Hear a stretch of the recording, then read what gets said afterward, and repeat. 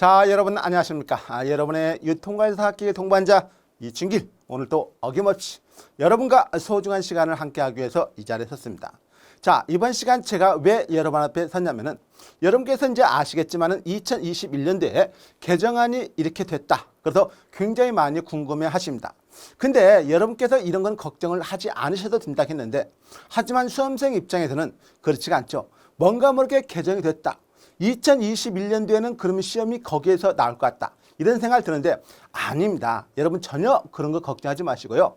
사실 이런 개정안에서 시험이 나온다고 해서 제가 이 강의를 찍는 게 아니라 여러분들께서 하도 궁금해 하시니까 보통 시험에 그러면은 개정안에서 나온다면 어떤 거가 나올까요? 라고 저한테 묻는다면은 당연히 이런 거밖에 안 나올 것입니다. 물론 안 나올 수도 있어요. 그렇지만은 일단 여러분들이 많이 궁금해 하시니까 제가 이렇게 한번 시간을 내서 여러분에게 가려운 것을 긁어드리기 위해서 이 자리에 섰습니다. 자, 그러면은 여러분들께서 아시겠지만요. 2021년도에 유통관에서는 개정안이 아니에요. 왜냐면은 우리가 1982년도에 처음으로 판매사가 시작을 했었죠. 그리고 언제까지? 2004년도 6월 30일까지 계속해서 판매사가 오다가 판매사가 이때 시작됐단 말이죠. 그래가지고 2004년부터 지금 계속해서 오다가 뭐로서 유통관리사로 변했어요. 유통관리사. 자, 이건 전면 개정입니다. 이때가 바로 뭐냐? 전면 개정이었어요. 전면 개정. 왜 전면 개정이냐면은 일단은 기본적으로요. 과목들이 다 바뀌었습니다. 과목 자체가 일단 이름 자체부터 다 바뀌었고요. 그리고 이때 당시에는 과목이 4과목이었었죠. 물론 이때도 4과목이지만은 문항수 같은 경우는 동일했습니다. 25문제씩. 근데 이때는 갑자기 문항수가 달라졌죠. 뭐 첫 번째 과목과 두 번째 과목, 네 번째, 그러니까 유통물류 일반 상권분석 유통 정보는 20문제 나왔고 유통 마케팅만 40문제가 나온 것이었어요. 그래가지고 언제 2020년도에 자, 유통관리사에서 좀 개정을 합시다라고 의견을 갖다가 산업통상부가 물어봤어요. 어디에? 유통관리사 협회에 물어봐가지고 그럽시다라고 해가지고 제가 바로 접니다. 제가 만나가지고 산업통상부 사무관하고 만나가지고 2021년부터는 이런 것이 개정됐으면 좋겠습니다라고 의견을 했고, 그 다음에 수험생들에게 한두 번 정도는 공청회도 거치는 게 나을 것 같습니다 해가지고 여러분이 알겠지만 카페에다가 유차사 카페에다가 그게 이미 공지가 돼가지고 여러분의 의견을 듣고 있었습니다.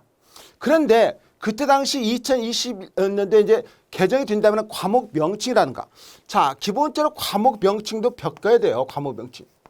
그리고 우리가 중점적인 게 뭐냐? 새로운 과목. 유통회계 같은 뭔가 모르게 수리적 능력을 필요하다. 그래서 유통회계 같은 것도 했었고, 그리고 일단은 문항수가 지금 다르니까 과목마다 문항수를 갖다가 일치시켜달라 이거예요. 왜? 지금도 마찬가지죠. 유통물류 일반 25문제 출제되고 유통마케팅 25문제 출제되고 상권분석과 정보는 20문제 출제되는데 왜 하나의 과목은 4점짜리가 나오고 하나의 과목은 5점짜리냐? 그러면 5점짜리가 상대적으로 중요해서 그러냐? 아니란 말이죠. 그래서 이런 문항수도 줄이고 그거에 대한 배점까지도 좀 다르게 합시다라고 해가지고 했는데 갑자기 코로나가 엄청나게 유행됐죠. 그래가지고 산업통상부에서 이렇게 한번 바꾸자고 말을 했는데 내용적으로 바꾸는 게 중단됐잖아요. 그래서 상공회의소에다가 그래도 말을 했으니까 좀 상공회의소에서 정리를 좀 바꾸는 게 정리를 하세요라고 해가지고 지금 별 볼 일 없는 것은 좀 띄어내고 그 다음에 좀 앞으로 많이 나와야 될 거, 유통산업은 좀 필요한 걸 갖다가 좀 더 부가시켜서 정리하세요. 이건 개정이 아니라요. 2021년도에 시험 나오는 것은 뭐냐? 이거는 전면 개정이 아니라 뭡니까? 이거는 어떻게 되면은 거기 지금까지 나왔던 내용을 갖다가 정리하는 시예요. 다시 한번 정리한다 이거예요. 정리하고 정돈한다. 그래서 쉽게 말하면 지금 책에 있는 내용을 그대로 여러분이 보시면 되는 것이에요. 사실은 여기서 개정됐다 해서 뭐 과목 명칭이 개정이 됐다는 것은 다른 게 아닙니다. 여러분, 이게 유통관리사가 국가 자격증이기 때문에 유통관리사가 개정이 되려면은 어디에서 법에서 먼저 개정이 돼야 돼요. 취사안도 우리가 법이 있죠. 시행령이 있죠. 하다못해 산업통상부령 시행규칙이라고 하잖아요. 그래서 시행규칙에서만큼이라도 추이산도 개정이 돼가지고 해야 됩니다. 근데 개정 안 됐어요. 산업통상부 시행규칙 그대로입니다. 그러니까 이건 개정된 게 아니에요. 그리고 상공위에서도 2020년 7월 달에 딱 공지문에 올라왔죠. 2021년도 출제 전면 개정이란 말이 안 썼잖아요. 2021년도 출제 딱 해놓고 유통하다. 뭘 했느냐. 그동안에 자기들이 이거 제가 봤을 때는요. 저도 계속해서 이렇게 했으니까 뭐 기존에는요. 엑셀 파일로 정리를 했던 것을 갖다가 뭘로만 했어요. 이게 한글 파일로만 다시 이게 공개한 것이에요. 그리고 그 가로는 해놓고 여기서 좀 개정됐는데 자 개정된 건 없고 단지 뭐가 영역 범위 용어 정리예요. 용어 정리. 그러니까 용어 정리하고 영역을 갖다가 구분했습니다. 그 용어 정리란 거 뭡니까? 우리가 쉽게 말하면 여러분 기존에는 우리는요 점포라는 개념하고 여기 점포라는 개념이 있어요. 점포하고 매장이 있다. 그럼 우리가 지금까지 뭘로서 봤습니까? 점포로 많이 봤단 말이죠. 점포 디스플레이, 점포 개점 전략 이런 식으로 봤는데 점포는 어떻게 되냐면은 우리가 실질적으로 따지면요. 이 점포는 갖다가 매장보다 훨씬 더 큰 개념입니다. 그러니까 점포 이 매장에다가 뭐까지 플러스 창고라든가 종업원의 휴식 공간이라든가 이런 공간을 합쳐가지고 뭐가 드느냐? 매장이 드는 거, 점포가 드는 것이에요. 매장 플러스 창고 플러스 종업원 휴식 공간 플러스 등등등 해가지고 점포가 드는 것입니다. 그러니까 이건 점포 개점 전략은 창고까지 포함되고 굉장히 광범위하게 봤잖아요. 그렇지 않고 이제는 뭐냐? 매장 같은 걸로 용어에 적합한 걸로 구분을 하겠다 이거예요. 그래서 매장 디스플레이라고 해야지 점포 디스플레이를 하면 안 된다는 겁니다. 자, 그런 다음에 영역 구분하는 건 뭔데?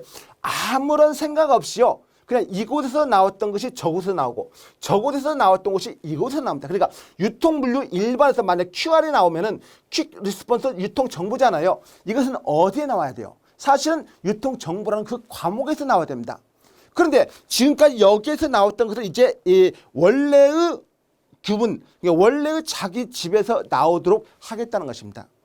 이건 개정이 아니에요. 여러분 책에 다 있어요. 그래서 혹시라도 그래도 여러분들께서 아니야 그래도 뭔가 개정됐다 하니까 개정된 게 있을 거야. 네, 그건 제가 해드릴 것이에요. 해드리는데 전혀 개정이 되지 않은 것을 갖다가 개정됐다고 하고 그 내용을 갖다가 그대로 하면 안 되기 때문에 저는 미리 말씀을 드립니다. 미리 말씀드리고 분명히 말씀드릴 수 있는 것은 여러분 책에서 다 나온다는 거 알아두시면 되고 강의만 제대로 들으면 충분하다는 거 이거 자체 여기서 그냥 여러분들이 이 개정안 자체 특강을 갖다가 안 들어도 그 지금 우리가 강의 기본 강의라는 거 문제지라든가 요약 강의 들으시면 충분하게 합격할 수 있다는 걸 여러분이 알아주시면 되고 저만 믿으세요. 그래서 저도 대한민국에서 유통관리사만큼은 대한민국에서 가장 많은 이론을 알고 있다고 자부하는 사람이기 때문에 여러분이 그렇게 생각하시면 되고 그리고 저 역시도 출제를 했던 사람이기 때문에 그런 것은 충분히 알 수 있으니까 여러분이 그대로 믿고서 그냥 가시는 게 낫지. 개정 부분이 뭐가 있지? 왜 이건 이렇지라고 생각하지 마십시오. 물론 개정 부분 지금부터 이제 약 강의 한 5강의, 6강의 정도 해가지고 제가 설명을 드리도록 하겠습니다. 자, 그럼 개정부 처음에 나온 게 이제 유통물류 일반은 과목이 있죠. 과목인데 거기서 뭐가 나왔냐면 어쨌든 유통물류 일반이나 과목은요 굉장히 갖다 광범위하다고 그랬죠. 범위가 워낙에 넓어요. 사실은 유통 일반하고 물류 일반하고 합쳐져 있기 때문에 과목이 워낙에 광범위하다는 의미가 있죠. 그래서 뭐도 이번에도 개정된 부분을 갖다가 정리하다 보니까 유통물류 일반 역시나 많아요. 특히 국제물류를요 아무 생각 없이 물류 파트에서 국제물류 그냥 집어넣어 버렸어요. 국제물류 파트 중에서 신용장이라든가 선화증권이라든가 운송이라든가 그다음에 운송 종류라든가 이런 것만 딱 지정한 게 아니라 국제물류를 그냥 딱 집어넣어 버렸어요. 너무 황당한 것이죠. 그렇지만 이제 국제물류 하면 가장 기본적으로 나오는 게 몇 가지 있습니다. 그런 정도 제가 설명을 드릴 것이고 상권 분석에서는요. 여러분 너무 잘 알아요. GIS, 지오그래픽 인포메이션 시스템 있죠. 그런 거. 그다음에 아까 유통마케팅에서 말 그대로요. 점포가 아니라 매장적인 개념에서 이제 여러분 알아주시면 되고 유통정보에서 뭡니까? 바로 AI, 인공지능 있죠? 인공지능과 뭐 머신 러닝, 기계 학습, 그 다음에 뭐가 있습니까? 딥 러닝, 이런 것을 갖다 조금 몇 가지로 정리한 게 있는데, 그런 것은 이제 우리가 이 강의에서 들으시면 됩니다. 자, 물론 여러분이 기본 강의 때도 그거 전혀 무시하고 배제하고 지나간 게 아니에요. 사실 있었던 것인데도 우리는 갖다 뭔가 모르게 새롭게 정리했다면 오, 새로운 이론이 들어왔네, 이렇게 생각하는데 전혀 아니라는 거. 물론 국제문이론 새롭게 정리가 된 걸 설명드립니다. 자, 그러면 한번 보시면요, 유통의 이해를 하기 위해서 중간상의 필요성이 있습니다. 자, 왜 중간상이 필요하냐? 여러분께서 설명드렸죠. 우리가 생산자는 개념이 생산자. 생산자가 자기가 만든 물건을 갖다가 바로 누구에게? 소비자에게 전달시켜 줘야 되는데, 소비자에게 전달시켜 줘야 되는데 그렇지를 못한다 이거죠. 그러니까 어쩔 수 없이 생산자가 만든 물건을 소비자에게 전달시켜 주는 것이 가장 좋은 것인데, 불가피하게 최선의 방법이 이거였는데 최선의 방법이 없으면 포기합니까? 아니잖아요. 그 다음에 차선의 방법 뭐냐? 아하, 여기에 중간상들을 이용하는 게 좋겠다. 그래서 그 생산자에서 이 중간상에게 건너져 가지고 중간상을 이용해서 소비자에게 가는 게 좋겠다. 이런 의미에서 우리가 바로 뭡니까? 유통 경로가 필요하고 유통 채널, 마케팅 채널, 유통 커버리지라는 이름이 다양하게 나올 수밖에 없는 것입니다. 그래서 우리가 그러면 여기 들어가는 뭔가 있을 거 아니에요. 뭔가 있다. 그걸 뭐라고 그래요? 좀 유식한 말로 물적 유통 기구라고 하는데, 물적 유통 기구라고 하니까 좀 광범위하죠. 그래서 하나씩 한번 그러면 세세하게 나눠보자. 우리가 그래서 어쩔 수 없이 여기를 도매상이라는 이름을 갖다 붙였고, 그 다음에 뭐라고? 소매상이라는 이름을 갖다 붙였다 이거죠. 그래서 이걸 갖다가 우리가 생산자로부터 도매상에 물건이 건너고, 도매상으로부터 물건이 소매상한테 건너가가지고 소매상이 누구에게? 최종 소비자에게 물건을 건네주겠다. 이게 바로 뭡니까? 유통 경로예요. 유통은 흐름은 여기서부터 시작하는 것이죠. 아무리 좋은 물건을 만들어도 내가 소비자에게 전달시켜주지 못하면은 내가 아무리 좋은 물건이 의미가 없는 것이에요. 그래서 어떻게 소비자에게 전달시켜주자. 여러분 지금 보세요. 여러분이 엄청나게 많은 뭐 SNS라든가 하면 거기 볼 때마다 광고가 딱딱 뜨잖아요. 이건 뭡니까? 그 생산자로부터 어떻게 소비자에게 전달시켜주기 위한 다양한 경로 방법 중에 하나가 될 수가 있는 것입니다. 그래서 우리는 여기를 갖다가 뭐라고 그랬어요? 중간사로 볼 수도 있다고 그랬죠. 중간사를 이렇게 볼 수 있고, 사실 또 어떤 의미에서 실제로 중간상은 이렇게 본다고 그랬죠. 이렇게 본다고 그랬어요. 이렇게. 그래서 생산자와 소비자 사이에 나오는 중간상은 이렇게 했을 때는 그 중간상에 도매상과 소매상도 포함되지만은 일반적인 중간상을 말한다면 요 단계, 즉 도매상 단계를 갖다가 우리가 뭐냐? 중간상이라는 이름으로 붙인다 이거예요. 그럼 왜 중간상이 필요하느냐? 아까 말씀 미리 먼저 조금 드렸잖아요. 왜? 아무리 좋은 물건을 만들어도 소비자에게 전달시켜주지 못하면 그 의미가 없으니까 불가피하게 중간상을 이용해서 물건을 전달시켜줘야 된다 이거예요. 그러니까 중간상이 필요한 것이에요. 여기 보시면 나와 있잖아요. 벌써 제품 구매와 판매 필요한 정보 탐색. 그래서 이 중간상은 제품 구매와 판매 필요한 정보 탐색 노력을 감소시켜주고, 누가 이걸 하는데 제품 구매와 판매 필요한 정보 탐색 노력을 누가 이런 걸 합니까? 소비자가 하는 것이 소비자가 이걸 하는데, 소비자가 이런 거 할 때의 시간을 갖다 전략시켜주는 것이에요. 그리고 제조업자와 소비자 사이 기대차를 조정한다. 그래서 제조업자와 소비자 있죠. 제조업자와 소비자 기대차이를 조정해준다. 뭐가요? 제조업자와 소비자의 기대차이를 조정시키는 게 누구냐? 중간상이에요. 중간상의 역할은 굉장히 큽니다. 사실은. 당연히 그럴 수밖에 없을 것이죠. 자, 반복적인 거래를 가능하게 함으로써, 반복적인 거래를 가능하게 하죠. 일시 거래가 아니에요. 여러분이 만약에 어디 편의점에서 또는 뭐 물을 한 잔 마신다. 그러면 한 번 사고 나는 영원히 물을 안 마십니까? 아니죠. 여러분이 필요할 때마다 거기 가서 물을 사는 것이에요. 그래서 반복적인 거래를 가능하게 하는 게 이 중간상들이에요. 구매와 판매를 보다 용이하게 해주고, 교환 과정에 있어 거래 비용, 그렇죠. 아무래도 소비자가 뭡니까? 거래 비용. 소비자가 직접 생산자한테 가서 물건을 산다. 여러분이 라면 먹고 싶어가지고 농심에 가가지고 직접 라면 삽니까? 농심 공장 앞에 가가지고 라면 2번만 주세요. 수희 아저씨 돈 흔들면서 내가 2,000원 3,000원 가져왔어요 라고 하면서 수희 아저씨한테 라면 2봉 주세요 합니까? 안 하잖아요. 오히려 여러분들 집에서 그 공장까지 가는 시간이 더 많이 걸리고 돈이 더 나올 것이에요. 그래서 어떻게 하느냐? 반복적인 거래를 가능하게 해주면 구매 판매를 보다 용이하죠. 교환 과정에서 거래 비용, 그렇게 하는 것이 거래 비용이에요. 여러분이 거기까지 직접 가는 게 거래 비용인데 이런 걸 갖다가 거래 횟수도 최소화시켜주는 거. 그리고 여러분에게 뭘 갖다가 효율성을 높여준다 이거. 여러분에게 효율성을 높여준다. 뭐가? 중간상이 당연한 말이죠.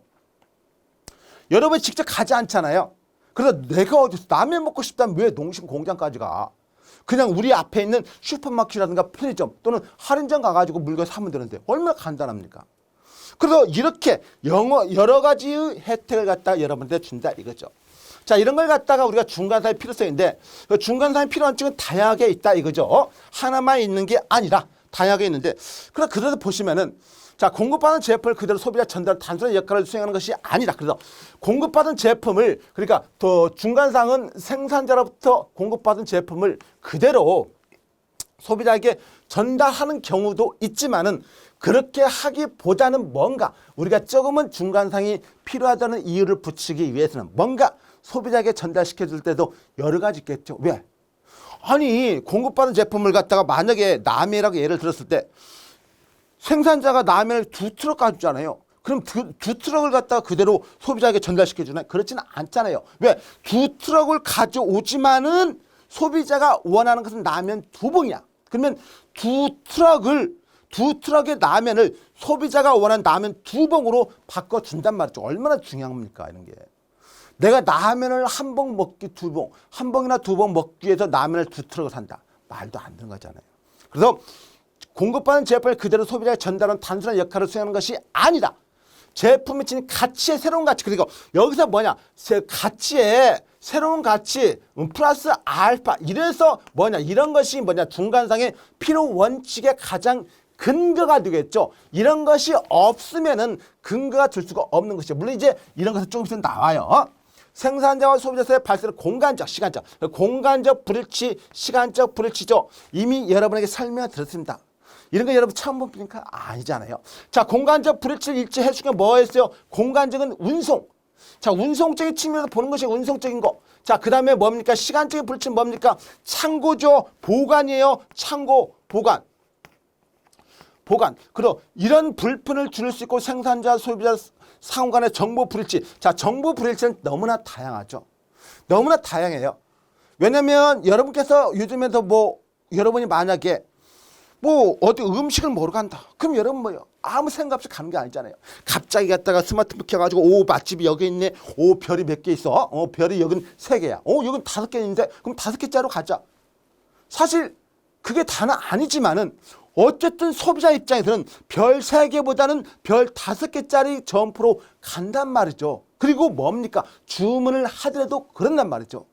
그렇기 때문에 그게 굉장히 중요한 것이에요. 그래서 정보 불일치에 따른 불편을 줄이게 된다는 것도 그 하나의 사례가 되는 것이죠. 자, 유통 경로에서 중간상의 존립 근거는 자, 유통 경로에서 중간상 반드시 필요하겠죠. 그리고 중간의 존립 근거, 중간상의 필요 원칙의 존립 근거예요. 거래상의 탐색 과정을 수행하고 거래 과정의 효율성을 계산시킨다. 효율성을 높이죠. 효율성을 높이지 않으면은 뭐가 필요 없습니까? 중간상의 필요가 없겠죠. 분류 과정을 통해서 구색상의 차이를 조정하여 거래 과정을 정량시켜 경로 구조를 갖다 지속한다. 그래서 분류 과정 같은 걸 통해서 이 분류 과정은 뭐냐면은 아까 설명드렸던 라면을 갖다가 공장에서는 2트럭을 가져오면은 소비자가 원하는 어떤 사람은 한 봉을 사러 오는 경우도 있고 어떤 사람은 한 박스를 사러 오는 사람도 있잖아요. 그런 사람에게 맞게 전달해서 분리해서 주는 것이에요. 이런 거 갖다가 보통 이제 중간상인데 이런 것이 여러분이 지금 개정 부분에서 나와 있는 부분인데 이런 거 여러분 책에서 제가 안 썼습니까? 책에 당연히 있어요. 여러분 책에 다 있습니다. 자, 그런 다음에 중간상의 원칙. 자, 사실 우리가 중간상 아까 설명드렸죠. 플러스 알파가 뭐냐 이거죠. 플러스 알파가. 플러스 알파는 그러면 다른 게 아니라 중간상이 존재하는 이유를 갖다가 설명하라 이거예요. 중간상이 존재하는 이유. 그걸 갖다 플러스 알파라 말하고 그 중에서 그러면 여러분 생각해 보세요. 이게 중간상을 했는데 만약에 자, 간단하게 생각하세요. 중간상이 있으면 좋을까요? 없으면 좋을까요? 중간상이 있는 게 좋다고 지금 여기서 강조하고 있죠. 그러면 여러분께서 이런 생각을 할 것이에요. 야, 중간상 뭐가 좋아? 아니, 직거래 너무 좋잖아. 직거래 좋아요. 근데 직거래를 못하다가 보니까 어쩔 수 없이 중간상을 이용하는 것이에요. 그렇잖아요. 여러분이 중간상 없이 직거래 좋은데 여러분이 직접 라면을 사려고 농심 공장까지 갑니까? 오뚜기 공장까지 갑니까? 안 가잖아요. 오히려 더 불편해. 그러니까 직거래 좋지만 어쩔 수 없이 우리는 중간상을 이용하는 것이에요. 그러면은 중간상이 있을 때 있는 것이 나쁘다고 보는 사람은 어떤 생각을 갖냐면은 중간상이 시골에서 배추 한 폭이 1,000원짜리를 갖다가 배추 한 폭이 1,000원짜리를 갖다가 중간상 너희들이 너무나 마진을 갖다가 많이 받는다. 그래서 소비자가 배추 한 폭이 시골에서 1,000원이라고 원가가 그렇다고 하는데 갑자기 소비자는 이렇게 생각할 것이에요. 오호, 1,000원이면은 내가 한 2,500원 정도? 2,000원 정도 주면은 내가 되겠지라고 생각하는데 아니 갑자기 10,000원을 달라네. 10,000원. 왜 이게 배추가 10,000원이야? 오, 보니까 중간상들이 중간 마진이 너무 높지 않느냐 이거예요. 중간상들의 중간 마진이 너무 높지 않느냐. 그래서 중간상 너희들 나쁘다 이거예요. 그렇게 말하면 중간상들이 가만히 있을까요? 삐질까요? 삐지겠죠. 삐져버렸어요. 그래서 중간상이 히히 울고 그냥 가버렸습니다. 그러면은 기본적으로 우리가 이거 생각했을 때 어떤 생각을 해요? 중간상이 일단 중간상을 딱 보면은 여기 한번 보시면은 중간상에 차면은 생산자와 소비자 간 직접 거래에 비해서 거래 빈도수 일어나는 거래 비용을 낮추는 첫 번째 요건이 하나 나왔죠. 물론 이런 것을 반드시 여러분이 암기하는 건 아니에요. 그냥 중간상이 좋은 이유가 뭐가 있습니까? 라고 했을 때 상대방은 중간상을 옹호하는 변호사라면은 첫 번째 있잖아요. 거래 비용을 낮춰줍니다 하고 말하면 되는 것입니다. 두 번째 뭡니까? 생산자로부터 소비자에게 전달되는 유통 경로상 중간상이 개입함으로써 거래수가 결과적으로 단순화되고 통합화돼 가지고 실질적인 거래수와 거래 비용 감소하게 되어 유통의 효율을 갖다가 증대한다. 그래서 거래수하고 거래 비용이 감소가 되기 때문에 결론은 거래 비용을 낮추는 것이에요. 전체적으로 비용을 갖다가 감소시킬 수 있는 게 굉장히 좋은 것이죠. 어쨌든 간에 유통과 물류에서는요, 다른 거 아닙니다. 항상 비용 감소하고 서비스를 증가시키면요, 그것만큼 좋은 게 없어요. 이건 모든 의미에서 이 두 가지 결과를 가져오는 내용이 있다면 가장 좋은 것입니다. 그래서 이 비용을 절감시켜준다. 제조업체 입장에서 볼 때는 소매상과 직접 거래하는 것보다 도매상을 거치는 것이 교환 과정에서 필요한 거래수 감소를 가져온다 했는데 여기 같은 경우는 어떻습니까? 중간상을 뭘로 봤어요? 이 빨간색의 여기 중간상으로 본 것이에요. 그래서 일반적인 중간상은 이런 개념으로 보지만은 중간상이라 해서 반드시 이런 빨간색 범위의 중간상만 말한 게 아니라 여기까지도 우리가 중간상으로 볼 때가 있다는 거. 이미 시험에 나왔기 때문에 그래요. 그래서 시험에 나올 때는 노란색의 범위에서까지 시험에서 중간상으로 한다면은 반드시 언급을 해줘야 됩니다. 뭐라고? 생산자와 최종 소비자 사이에 나오는 중간상은 이런 식의 언급이 당연히 필요한 것이에요. 자, 그런데 어쨌든 간에 일반적인 중간상은 이 생산자와 소매상 사이에 나오는 도매상적인 개념에서 도매상 유치의 단계, 도매상 이코로 중간상이란 게 아니라 도매상 유치의 단계에 있는 물적 유통 기구들을 우리는 중간상이라고 본다는 것이죠. 왜? 도매상만 중간상이 아니라 이름이 다양하게 많이 있잖아요. 무역상인, 대리인, 부터 등등, 대리점도 마찬가지고. 그래서 기타 등등 당연하게 많이 있어요. 그래서 제조업체 입장에서 볼 때는 소매상과 직접 거래하는 것보다는 도매상을 거치는 것이 교환 과정에서 필요한 거래소, 거래수를 감소하. 여기서 뭡니까? 여기 자체가 거래소 감소예요. 그래서 보면은 이 의미는 뭐냐면은 자, 여러분께서 이거 보세요. 생산자가 한 명 있고 두 명 있고 세 명 있다고 봐봐요. 그러면 중간상이 없다는 전제에서 여기 소비자가 한 명 있고 두 명 있고 세 명 있고 네 명 있고 다섯 명이 있다. 그러면은 중간상이 없기 때문에 여기 있는 생산자가 생산한 물건을 여기 있는 소비자에게 직접 전달시켜 줄 수밖에 없어요. 그래서 여기에서 이렇게 갈 것이고 여기도 이렇게 갈 것이고 여기도 이렇게 갈 것이고 여기도 이렇게 갈 것이에요. 그렇게 이렇게 해서 계속 간단 말이죠. 그러면 여기만 가는 게 아니라 여기도 이렇게 가겠죠. 여기도 이렇게 가요. 여기도 이렇게 쭉쭉 간다는 것이죠. 쭉쭉 이렇게 간다. 쭉쭉쭉쭉쭉쭉쭉. 자, 여기도 마찬가지로 쭉쭉 가요. 그럼 여러분 벌써 뭔가 모르게 눈이 어지럽다는 생각이 많이 듭니다. 너무 어지럽다. 그러니까 기본적으로 뭡니까? 중간상이 없을 때는 생산자가 3명, 그 다음에 뭡니까? 소비자가 5명이라는데 5명일 때 몇 개의 유통 경로가 필요해요? 이게 유통 경로입니다. 이미 설명을 들었잖아요. 몇 개의 유통 경로가 필요한 15개의 유통 경로가 필요한 것이 15개. 15개 유통 경로가 필요해요. 중간상이 없을 때. 그래서 총 거래수가 몇 개예요? 15가지란 말이죠. 그래서 중간상이 이때다 하고 딱 나타나죠. 야, 너무 복잡하지 않냐? 유통 경로가 이렇게 말하면 지금 지구가 너무 환경 오염에 시달리는데 너무 트럭에서 매연도 뿜고 안 된다 이거죠. 그래서 내가 딱 하나 설명드릴게. 여기 이렇게 해요. 야, 나한테 중간상이 딱 들어왔어요. 중간상이 들어왔어요. 나한테 주어. 물건을 이렇게 주어. 그럼 내가 이렇게 전달시켜 줄게. 이렇게 전달시켜 줄게라고 말합니다. 이렇게. 그러면은 생산자는 기본적으로 기준에도 3군데고 소비자도 5군데인데 이제 몇 군데의 유통기능이 필요합니까? 하나, 둘, 셋, 넷, 다섯, 여섯, 일곱, 8이에요. 그래 이걸 합친 거와 같단 말이죠. 8개. 그래서 총 거래수를 어떻게 15개를 갖다가 최소화시켜줬네. 이거 너무 중요하니까 뭐라고? 원칙으로 본 것이에요. 원칙.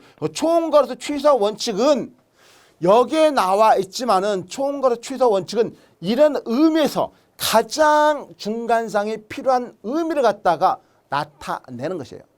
넘버원 변호사가 바로 뭐냐? 총 거래수 최소화 원칙을 말하고 있어요. 그래서 여기에서 필요한 거래수 감소를 가져온다고 이렇게 말할 수가 있는 것입니다. 자, 그런데 이게 만능이냐? 만능이 아니란 말이에요. 이건 만능이 아니고 여기에 나와 있는 내용을 잠깐 보시면은 자, 제조업체가 3곳 도매상이 7곳, 소매상이 6곳일 경우 총 거래수는 9곳이지만 자, 여기 같은 거 그러니까 제조업자가 3곳, 도매상 1곳, 소매상 6곳 이런 게 있죠. 그대로 이렇게 보면 제조업자 3곳, 그 다음에 도매상이 1곳, 소매상이 6곳 하나를 더 넣는다면은 여기 6곳이라면 어떻게 돼요? 이거 합치면 6이 되니까 뭡니까? 6이 돼요. 이렇게 돼가지고 총 거래수는 9개씩 되죠. 더 합치면 9개. 그렇죠? 왜냐면은 이거니까 이렇게 6이고 그 다음에 9가 되잖아요. 9. 이렇게 원래 이렇게 했으면 18곳이 된단 말이에요. 18곳이 돼. 여기를 따져본다. 18곳. 그래서 이렇게 된다면은 18곳인데 자, 6곳일 경우 총 거래수는 9곳이지만 제조업체가 3곳, 도매상이 2곳, 소매상이 6곳일 경우 총 거래수는 18곳인데 원래는 도매상이 없다고 중간상이 없다고 했을 때는 총 거래수는 몇 개지? 18개가 되겠죠. 만약에 여기에서처럼 6곳이 된다면은 최종 소비자가 6명이 있고 생산자가 3명이 있을 때 만약 이렇게 한다면 18개가 되는데 이건 중간상이 없을 때란 말이죠. 중간상이 없을 때. 근데 중간상이 있는데 중간상이 하나만 있을 때는 이렇게 9개 총거래수 최소화 원칙이 되는데 중간상이 하나 더 들어와 버려요. 더 들어와요. 그 중간에 2개 있다. 그럼 얘한테도 전달해 줘야 돼요. 그럼 얘는 다시 이렇게 전달해 줘야 돼요. 그러니까 9개가 2개죠. 9개가 2개. 중간상에 2개 있어요. 9개가 2개니까 여기는 갖다가 18곳. 그래서 여기에 나와 있는 이 18하고 이 18은 거의 의미가 없다는 말이죠. 그래서 중간상이 많이 있으면 더 불리하다는 것이에요. 중간상이 많이 있으면. 물론 중간상이 적절하게 있다는 전제에서 시작을 해야 되겠지만은 중간상이 더 많이 있으면 안 된다 이거죠. 자, 그런 의미입니다. 그런 의미. 자, 그런 내용을 여러분이 보시면 되고요. 자, 그래서 여기에서 첫 번째가 뭐냐? 중간상 필요 원칙은 총괄호 취소 원칙은 이렇게 나왔다는 거 여러분이 알아주시면 된다. 자, 총괄호 취소 원칙은 첫 번째가 이렇게 나왔어요. 이렇게. 이런 의미로서 여러분 보시면 되고, 자, 그 다음에 두 번째로 이제 뭐냐면은 다른 게 분업의 원칙입니다. 분업의 원칙. 분업의 원칙이라는 건 뭐냐면 다른 게 아니에요. 이미 여러분께서 이게 만약에 지금 우리가 중간상 이렇게 했지만은 그냥 여기에서 생산자가 가장 잘 하는 게 뭘겠습니까, 여러분? 생산자가 가장 잘한 거. 여기 생산자가 나왔지만 생산자가 가장 잘한 것은 생산이에요. 자, 생산자가 가장 잘한 것은 생산입니다. 생산. 그러면 중간상이 없으면요, 두 번째로 뭘 해야 됩니까? 두 번째 중간상이 없다면 자기가 뭐까지 해야 돼요? 뭐까지 하느냐? 이걸 갖다가 이제 물류 같은 물류처럼 물류 기능까지 해줘야 돼요. 뭐 직접 트럭에다 실어가지고 해가지고 어디 여기 소비자가 물건을 판매하는 소매상까지 갖다 주든지 아니면 소비자한테 직접 전달해 줘야 됩니다. 그런데 중간상이 가장 잘하는 게 뭐냐? 여기 중간상이 있는데 중간상이 가장 잘하는 건 뭡니까? 물류예요. 어차피 이 중간상들은 생산을 하지 않으니까 생산자로부터 물건을 받아가지고 소비자에게 전달시키는 물류 기능을 가장 잘하는 거예요. 물류 기능. 그러니까 이거 가만히 보면은 생산자는 가장 잘하는 게 생산이고 중간상이 가장 잘하는 게 물류인데 그러면은 각자 생산자는 생산만 하고 생산자 생산하고 이 도매상은 즉 중간상은 물류 업무만을 수행하자 이거죠. 도매상이 생산할 수는 없잖아요. 그래서 이 각각에 나누자 이거죠. 업무를 갖다가 나누자 이거예요. 업무를 갖다가 각자 업무를 나눌 뿐자예요. 그리고 업무 내용을 나눠가지고 가자 이거죠. 그래서 유통기관에 수행되는 수급조절, 수송과 배송, 보관, 위험부담 및 정보 수집 등을 생산자와 유통기관이 상호 분업의 원리로 참여한다면은 사회적 경제성과 능률성을 높일 수가 있다는 것이에요. 이거는 이미 여러분에게 강의 때 제가 설명드렸어요. 그리고 제조업자는 생산과 유통을 전문화함으로써 보다 경제적이고 효율적인 유통기능의 수행이 가능하다는 것이라고 나와 있어요. 그리고 여러분께서 간혹 가다가 뭐 시험 같은 거 특히 시험에서 이번에 뭐 시험 개정 부분에서 뭐를 갖다 많이 했습니까? 이 NCS라고 많이 했어요. 이 NCS가 뭐냐면은 내셔널이에요, 내셔널. 그 다음에 뭡니까? 이 컴피턴스죠.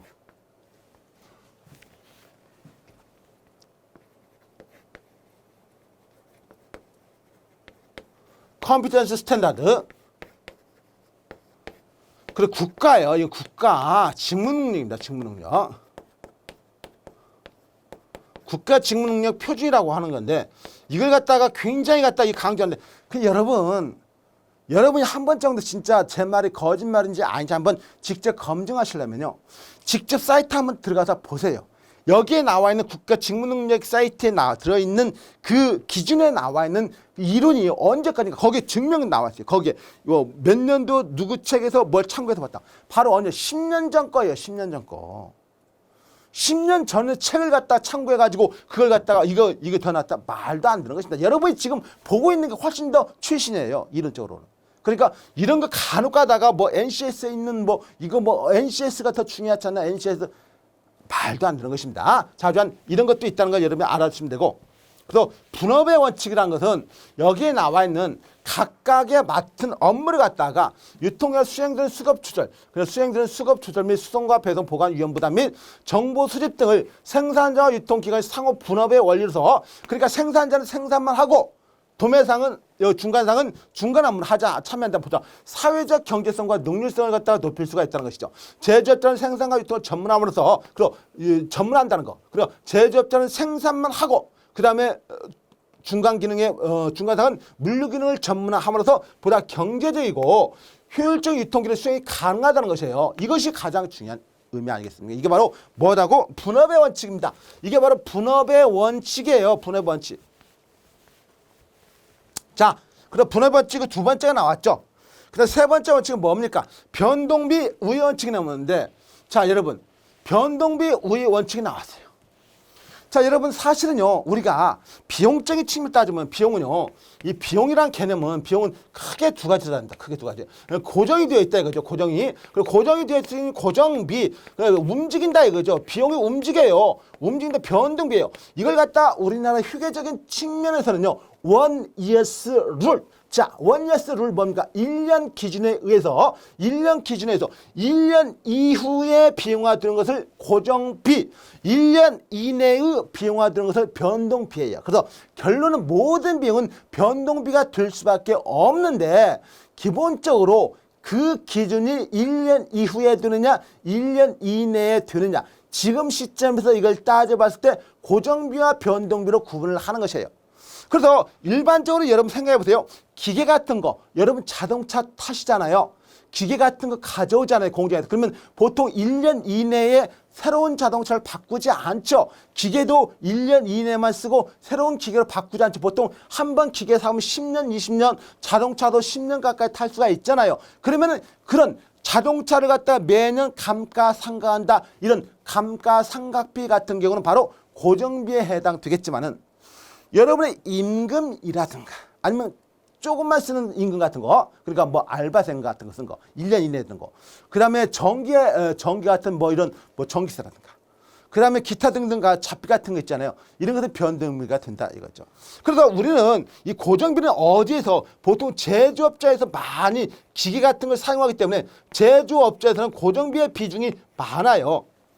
유통업자는요, 기본적으로 어떻습니까? 여러분, 유통업자는 언제? 사람에 의해서 많이 운영이 됩니다. 자, 설날 있어요. 또는 추석이 있습니다. 그러면 갑자기 그때는 인력이 많이 필요하죠. 그럼 그때 인력 필요할 때는 어떻겠습니까? 갑자기 한 2주 정도의 인력이 필요하니까 2주 사이에만 나는 인력을 갖다가 알바생을 고용하겠다, 이렇게 할 수가 있잖아요. 2주 사이에. 그러니까 2주 사이만. 이런 것은 어디에서? 이런 건 당연히 변동비는 어디? 유통업체에서 많이 나올 수밖에 없어요. 유통업체. 그 유통업체에서 많이 나오는 건 이 제조업자에서 많이 나오는 것이고, 그리고 기본적으로 고정비와 변동비는, 변동비 우위한 측은 유통업체에서는 변동비적인 측면이 강하기 때문에 변동비에서 우위를 가지고 있는 것이에요.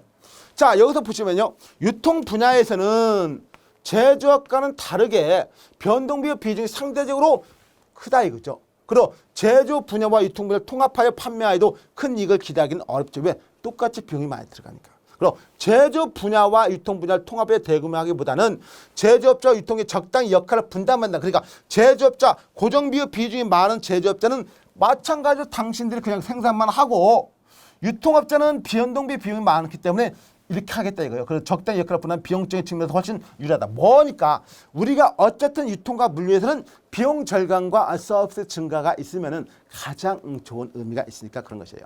자, 그런 의미로 여러분이 알아주시면 되고, 자, 일단 취소한도 여러분들이 중간상 필요한 측, 첫 번째 뭐 총괄에서 취소한 측, 두 번째 뭐 분업한 측, 세 번째 뭐 변동비 우위한 측, 네 번째 뭐 지금 나오고 있습니다. 뭐냐? 자, 집중 준비원 측이 나와 있어요. 집중 준비원 측인데요, 이것도 다른 게 아닙니다. 집중 준비원 측은, 자, 여기 보시면은 도매상 상당량의 브랜드 상품을 대량으로 보관하기 때문에, 자, 도매상은요 상당량의 브랜드를 대량으로 보관한다. 뭐에 비해서요? 소매상에 비해서 도매상이 훨씬 더 많은 재고를 보관하고 있습니다. 그래서 유통 경로상 가능한 많은 수의 도매상을 개입시킴으로써, 그러면 생산자가 보관하는 것보다도, 자, 기본적으로 누가, 어쨌든 물건은요 만들면 누가, 궁극적인 목적은 애가 쓰는 거, 즉 소비자, 최종 소비자가 물건을 사용하게 하는 게 가장 좋은 것이에요. 그러면은 어떠한 물건이든지 간에 최종 소비자 있는 쪽에 가까이 있는 것이 훨씬 나아요. 자, 최종 소비자가 가까이 있는 것은 소매상이죠. 그 다음에 뭡니까? 도매상이죠. 그 다음에 뭐예요? 가장 멀리 있는 것은 생산자예요. 그러니까 생산자가 보관하는 것보다는 도매상이 보관하는 게 더 낫고, 도매상이 보관하는 것보다는 소매상이 보관하는 게 더 낫단 말이죠. 그렇지만은 소매상은 어쩔 수 없이 판매 매장을 가지고 있기 때문에 아무래도 제품을 판매하는 공간이 크지 제품을 보관하는 공간이 크지 않아요. 즉, 이 말은 뭡니까? 도매상은 어쨌든지 간에 누구를 거래처로, 최종 소비자를 대상으로 거래하는 게 아니기 때문에 판매 매장은 거의 없습니다. 누구? 소매상을 대상으로 하기 때문에 이 사람은 도매상 즉 중간상은 어떻게 창고 기능이 굉장히 클 수밖에 없는 것이에요. 그래서 도매상은 상당량의 브랜드 상품을 대량으로 보관하기 때문에 이 말이 그 말이에요. 유통기능 가능한 많은 수 도매상을 개입시키면은 뭐 보관을 많이 하겠죠. 자, 그래서 각 경로 구성으로서 보관된 제품 수량, 그래서 생산자가 원래 다 보관하고 있을 수가 없으니까, 그러니까 가급적이면 애한테 보관하게 하고, 또 소매상도 많이 보관할 수 없단 말이죠. 그러니까 적당하게만 보관하고 적당히 각각에 맞게끔 보관하고 있으면은 그 말이에요. 이 말은 제품 수량이 감소할 수 있다. 왜? 소매상만이 재고를 보관하고 있으면 너무나 많이 보관한 것이고, 생산자가 보관하고 있다가 이게 건드리면 시간이 많이 걸리니까 안 된단 말이죠. 그리고 유통 경로에서 가능하면 많은 수의 도매상을 개입시키면 되고, 그렇지 않은 경우보다 각 구성원에 의해서 보관되는 상품의 총량을 감소시킬 수 있다. 그리고 총량을 감소시킬 수 있는 이 말이 뭐냐? 집중해서, 그러니까 여기 중간에 집중해서, 네가 집중해서 준비하고 있다가 소비자가 원할 때 바로 물건을 갖다가 전달시켜 줍니다. 그래서 준비하는 이런 원칙이 뭐냐? 집중 준비의 원칙을 말하는 것이 집중. 그래서 소매상은 소량의 적정량을 보관하면서 원하는 쪽. 그렇죠. 소매상은 어쨌든 간에 판매 매장 공간이 크고 보관하는 공간이 적기 때문에 어쨌든 보관 공간이 더 많은 도매상이 많이 보관하고 있어야만이 소매상이 가까이 있기 때문에 바로 소매상이 원할 때 도매상이 전달시켜 주는 것이요. 그래서 이런 것을 뭐라 하느냐? 원활한 유통 경로가 기능을 갖다가 수행할 수 있다는 원칙입니다. 이게 바로 뭐라고? 여기나 집중 중간단 필요 원칙이에요. 자, 이런 걸 여러분이 알아주시면 되고요. 자, 이제 기본적으로 중간사 필요원칙을 모두 4가지가 끝났습니다. 4가지 끝났고요. 자, 그 다음으로 나오는 게 유통기능과 유통 흐름이에요. 유통기능. 유통기능 개념인데 이건 모릅니까, 여러분? 다 배웠던 것이에요. 그렇지만 그 빨간색으로 개정된 부분이 유통기능과 흐름이 나가니까 아니야, 이건 새로운 것일 거야. 새로운 것이 아니에요. 무슨 새로운 것이야? 화성에서 왔나? 아니죠. 전혀 같은 말인데 뭔가 모르게 거기에 빨간불로 쳐 있으니까 새로운 것 같아요. 전혀 아니에요. 유통기능 개념 생산자로부터 소비자까지 상품과 서비스를 인격적으로 이전시킨다는 거죠. 인격적으로 이전시킨다 이미 설명드렸죠. 인격적으로 이전시키면 뭐를 할수 매매 기능이 이런 걸 갖다 해소시켜 줄 수 있잖아요. 왜? 생산자와 소비자가 기본적으로 다 같은 사람이 아니잖아요. 생산자와 소비자는 다른 사람이에요. 생산자가 김생산 씨, 소비자가 이 소비자 씨 다른 사람. 그래서 인격지 다른 인격. 이런 걸 갖다가 어떻게 매매 기능, 돈을 주고 사면 되니까. 그 다음에 유통은 생산기업과 소비자 사이에서 상품 흐름과 그에 따른 부수적인 흐름을 이어주는 가격과 굉장히 다양하죠. 왜? 유통은요, 생산기업과 소비자 사이에서 상품 흐름과 그에 따른 것 굉장히 다양하게 많이 있어요. 그리고 유통의 크게 소유권 이전 기능. 그렇죠. 소유권 이전 기능 뭡니까? 매매 기능이죠. 그 다음에 물류 기능, 유통 조성 기능인데 물류 기능은 나중에 할 것이고, 그 다음에 유통 조성 기능은 뭡니까? 가급적이면 편리한 곳에 매장이 있어야지. 아무리 좋은 매장이 저기 시베리아 벌판에 있고 한라산 꼭대기에 있다가 봐요. 여러분이 등산 가는 것도 힘들어 죽겠는데 물건 하나 살려고 거기까지 올라가겠습니까? 안 간단 말이죠. 그래서 유통 매장 어디 있어요? 당연히 교통이 편리한 곳. 그래서 우리 서울 같은 경우는 물론 지방도 마찬가지일 거예요. 서울 같은 경우도 보통 역사형 백화점이 많이 있잖아요. 그리고 어쨌든 교통이 편리한 곳에 많이 입지하고 있어야 됩니다. 그래서 유통 조성 기능으로 구분한다. 현대 경제사회적 생산자와 소비자 사이에서 경제적인 거리가 존재하기 때문에 그 관계가 합리적으로 통합할 기능이 필요하다.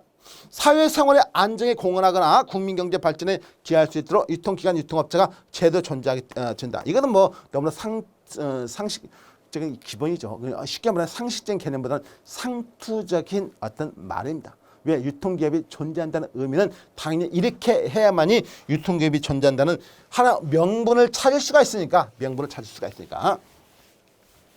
그래서 이런 거의 기능이에요. 이런 거의 기능. 자, 다음으로 넘어가서 한번 보도록 하겠습니다.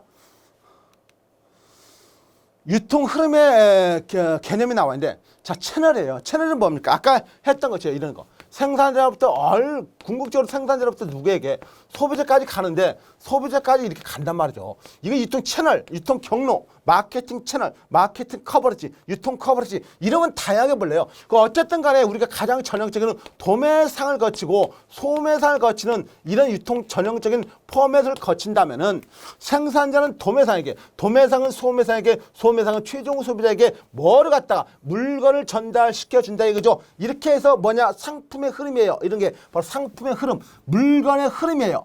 그 다음에 소유권의 이전도 같은 의미죠. 상품에는 뭐가 따른다? 소유권이 따라가기 때문에 소유권의 흐름도 이렇게 하고 그 다음 상품의 흐름도 이렇게 하는데 이런 걸 우리가 앞에서 배웠을 때 뭘 하겠습니까? 생각이 안 납니까? 이런 걸 전방 기능. 왜? 앞으로 가니까.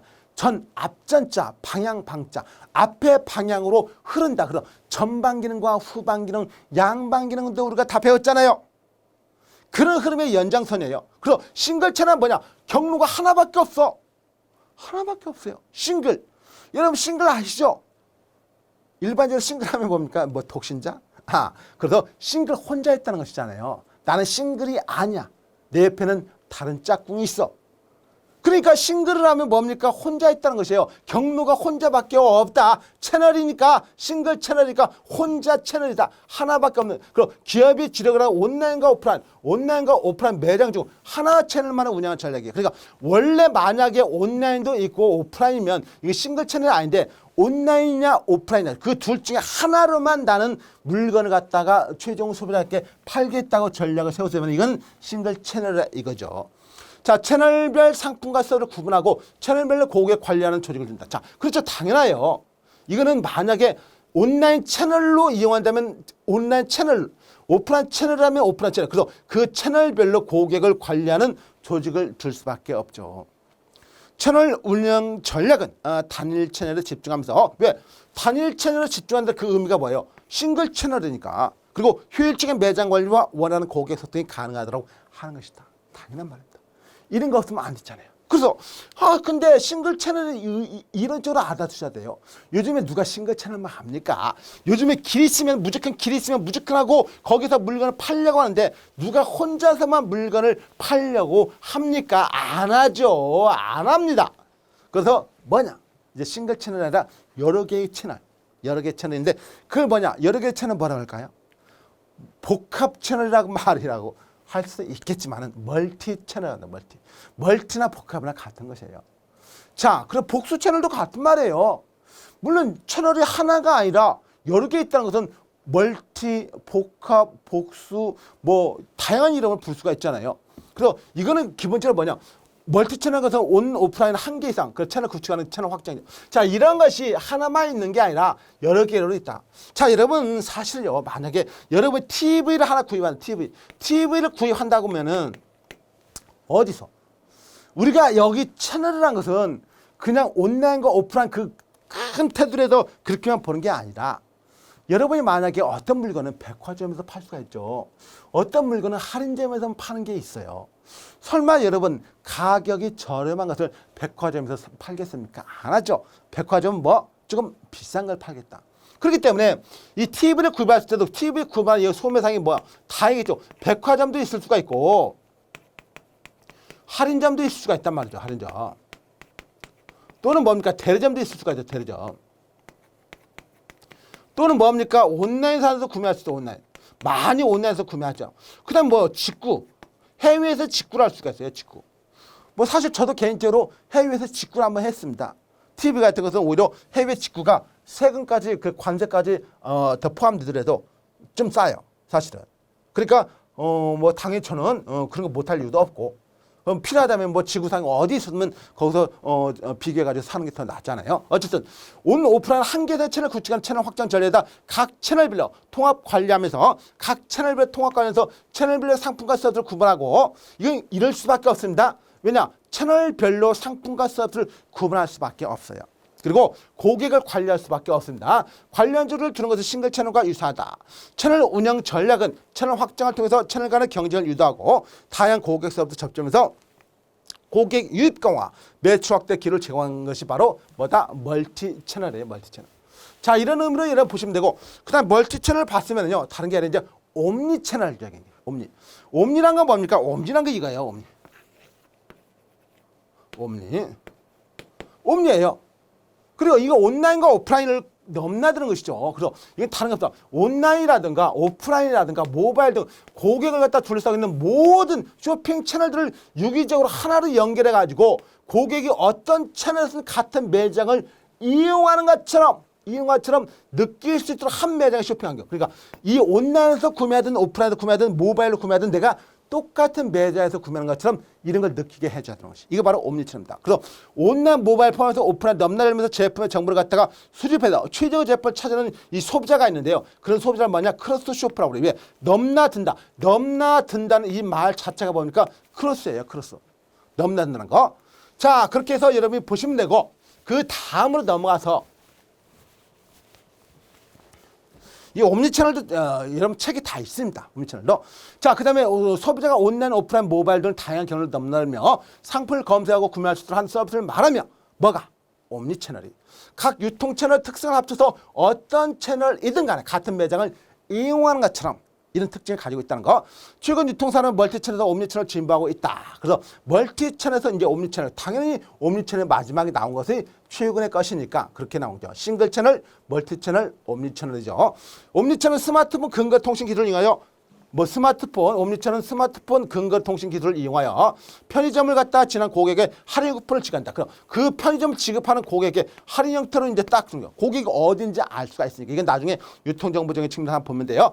자, 유기적 채널로 온라인, 오프라인 상생 관계이다. 그래서 온라인이 더 유리하다, 오프라인이 더 유리하다는 개념이 아니다. 이제 서로 상생적인 의미에서 사용을 한다는 걸로 알아주시면 됩니다. 자, 이번 시간 여기까지 하는 걸로 하고요. 다음 시간 계속해서 유통물류 일반적인 개념을 다시 한번 보도록 하겠습니다. 수고 많이 하셨고 다음 시간에 뵙죠. 수고했습니다.